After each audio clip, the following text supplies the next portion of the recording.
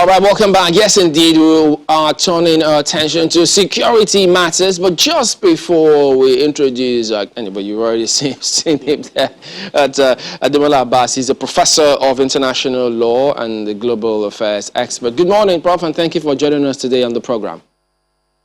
Good morning. Thank you, Chamberlain, for having me. Okay, but just before we delve into that, just a reminder that the president is in Paris at the moment. And so, remember, he left the country for that meeting. Himself and 20 other African leaders are at the moment there for a summit on African economies and finding ways to help the continent post-COVID-19. On Monday, French President Emmanuel Macron welcomed the leaders in Paris's Elysee Presidential Palace. Well, of course, other African heads of states were there, including Egypt's Abdel Fattah al-Sisi, Burkina Faso's Roch Marc Kabore, South Africa's Cyril Ramaphosa, and Chad's Prime Minister Albert Padake. All of them arrived one by one at the Presidential Palace. The summit aims to discuss ways of improving financial support to aid African economies relaunch after the COVID-19 crisis, which President Macron calls a new deal for the continent's nations. But at the moment, there's been a press release from the presidential spokesman, Garba Shehu, who says that President Buhari and his French counterpart, Emmanuel Macron, have committed the two nations to working together to fight insecurity bedeviling the Lake Chad Basin area and the entire stretch of the Sahel region. Speaking at a bilateral meeting which he hosted, the Nigerian leader on the sidelines of the Financing African Summit in Paris on Tuesday. President Macron pledged his steadfast support for Nigeria and its people as they confront the security challenges facing the country. President Macron said the French government will absolutely be there on the side of Nigeria, and it is willing to support with everything to assist the country to overcome the security threats. He also pledged to support Nigeria in confronting the challenges faced with COVID-19 vaccines. President Buhari at this meeting outlined the challenges all round facing the country as well as its neighbors, and spoke about the steps he has taken to reignite response to the situation, which he said included the appointment of the new service chiefs. Well, that release goes on to say that the president expressed the willingness of Nigeria to work with France and all international partners to rein in the security challenges, and thanked President Macron for agreeing to intensify the existing partnership with Nigeria. That statement is signed by Garba Shehu, Senior Special Assistant to the President on Media and Publicity. Also, Prof, maybe to begin with you on that one, if you don't mind, first of all, starting with that. How far-reaching do you see this going, first in the financing, which is the core of the issue of the meeting, as well as the security leg of the conversation? Well, thank you very much, Ayo. That's a very important question. I think you recall that this meeting actually was planned to take place sometime last year before COVID settled in. And I think, funny enough, incidentally, I think I was still working at that point in time on the side of the government when the representative of the French government came then. It was going to be a lot larger than that. But look, there is no doubt that Nigeria today, as the rest of Africa, needs a lot of funding support from, Western countries, from major countries, from, far more developed countries, especially because of the economic crunch that are setting after COVID. And look, if you tie that to the current situation that we find ourselves in Nigeria here, you mentioned security. It is very critical. Don't let's forget that Rwanda is just going through, remembrance of what happened in 1994, the genocide. And that is where this is very important. That is that the fact that the French government now is committing to stand, by the side of Nigeria to make sure that, to support Nigeria, ensuring that we address and we are able to grapple with all our security challenges. It's very, very critical. And that is because, if you remember the report that just came out on the genocide in Rwanda, France was implicated.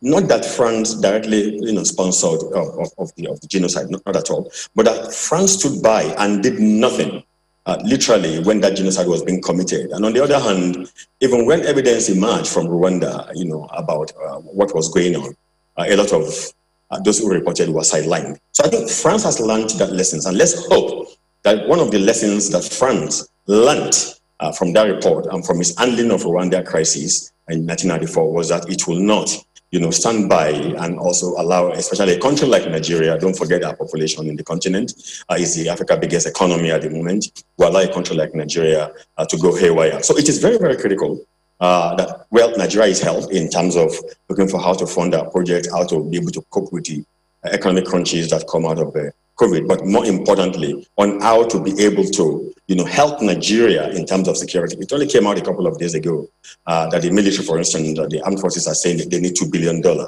every year to be able to deal with security.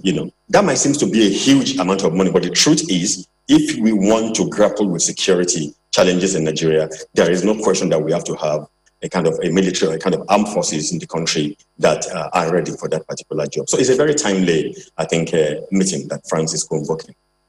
So, Prof, in addition to the consideration of the fact that we are surrounded largely by Francophone countries, what specific actions do you expect to see in light of this comment? Well, I would be hoping, that there will be, apart from the multilateral engagement going on in France at the moment, I'm hoping that when, everything settles down, there will be specific bilateral engagement. Look, it is hortatory to say you're going to support and this and that. We hear that, we know what it means. But we've got to go beyond that and now take concrete steps. If you're talking about funding, supporting Nigeria, for instance, are you going to focus on our military? Are you going to focus on supporting us in initiatives in terms of our security challenges? Are you going to help in exchange of information, in exchange of intelligence, for instance, in terms of how the Nigerian armed forces or how Nigeria as a state should be able to grapple with terrorism, whether internal or external? And with other, upsurges, of violence within the country. So I expect that in terms of the security itself. What about training? Is France going to put more resources into training, Nigeria? Is France going to galvanize? Don't forget, we're talking about a country that is a critical player here within the European Union.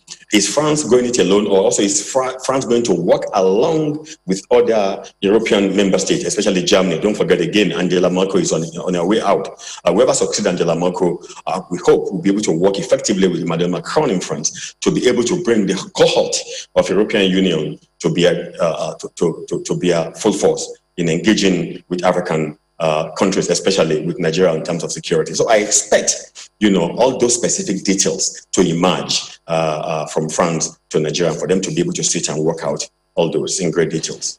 Well, speaking about weaponry, that when we did request for some of those equipments from the states, for instance, they stalled at that time, citing the Leahy Law, saying Nigeria needed to comply with human rights issues such that they don't seem to be violating their law. That's the states now. But for the case of France, do you think that any such considerations will come to bear? Or, because remember, we've since placed the order anyway, and they're expecting some of those to Kano jets, and some have equally arrived, some other equipment.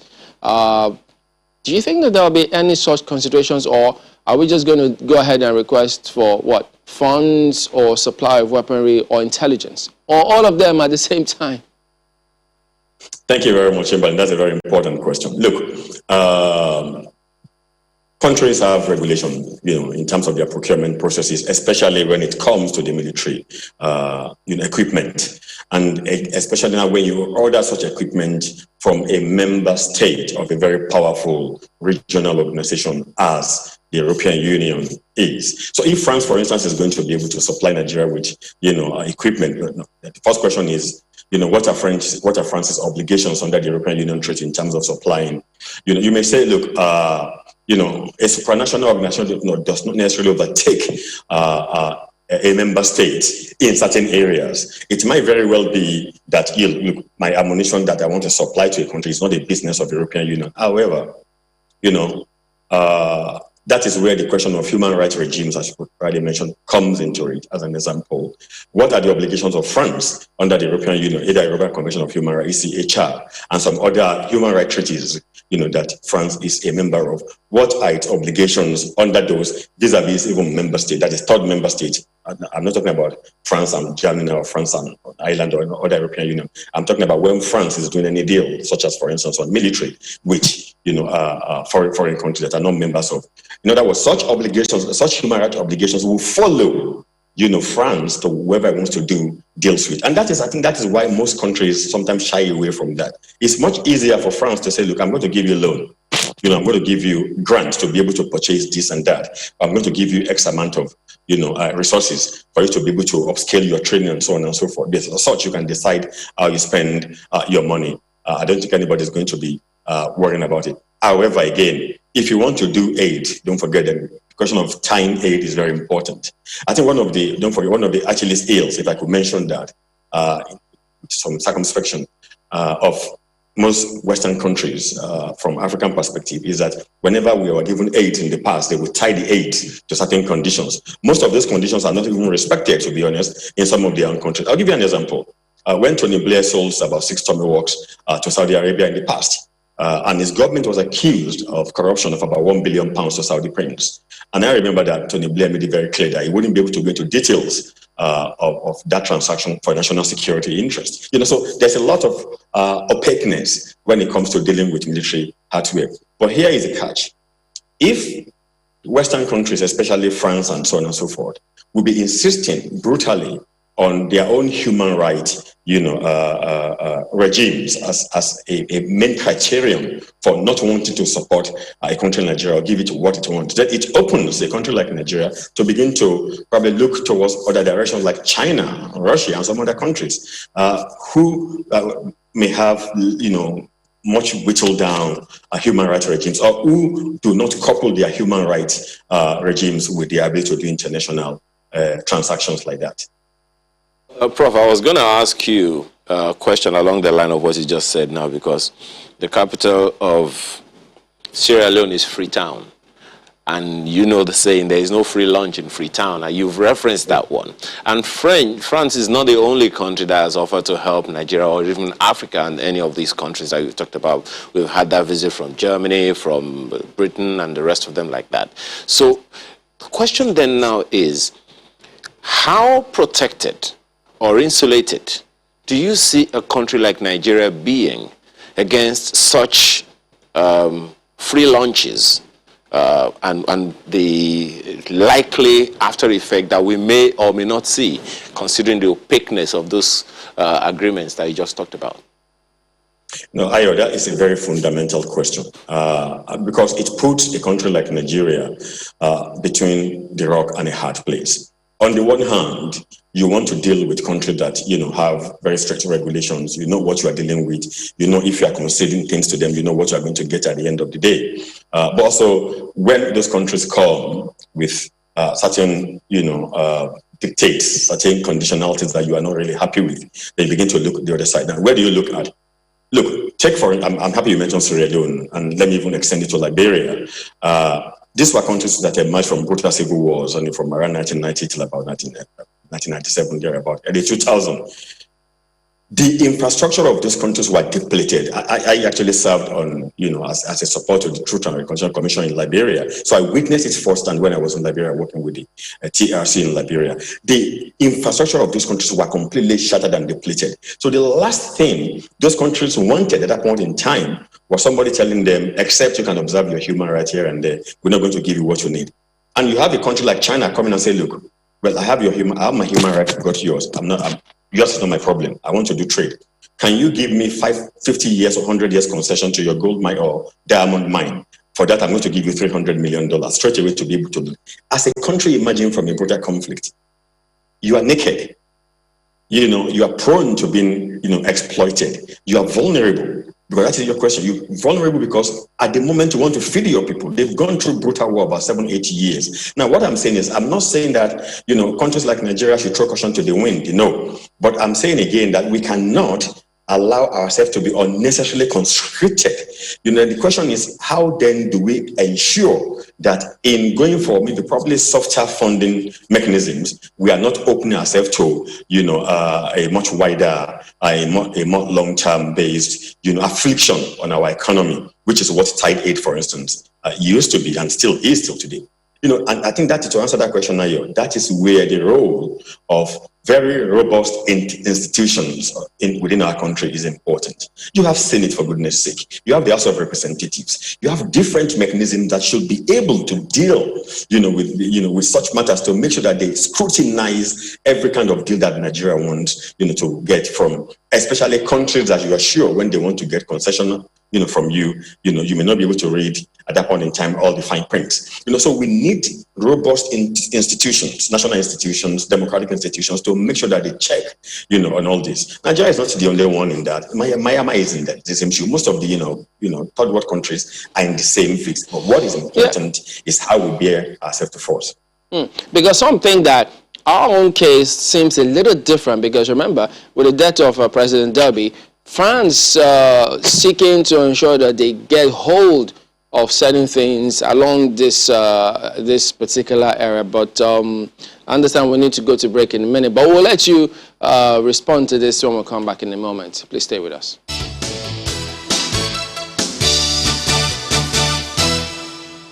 All right, Prof, give us your concluding thoughts now, because, I mean, there are those who believe that France likes to get hold of what's going on in West Africa and then, throw their weight around. President Derby is gone, and then Nigeria, remember, we were seeking the U.S. to relocate Africa Command, but they said, well, thanks, but no thanks. So in the long run, have we properly thought this out such that it doesn't hurt us in the long run, you think?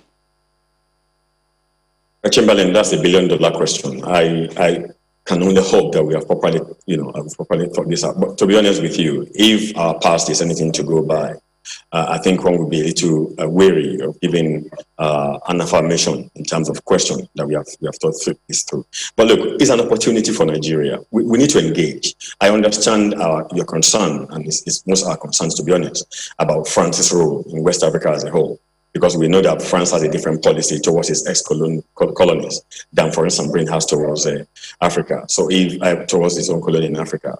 So if France is now willing to expand on using this as an opportunity to inroad Nigeria further, look, personally, I don't see anything wrong in doing a deal with France or in going to them as much as we go to the UK or other countries. But what is important is for us to make sure that we get our mechanisms right, we get our house in order, and we make sure we put our best in front to make sure that at least the checkmate whatever France or any country is bringing to us.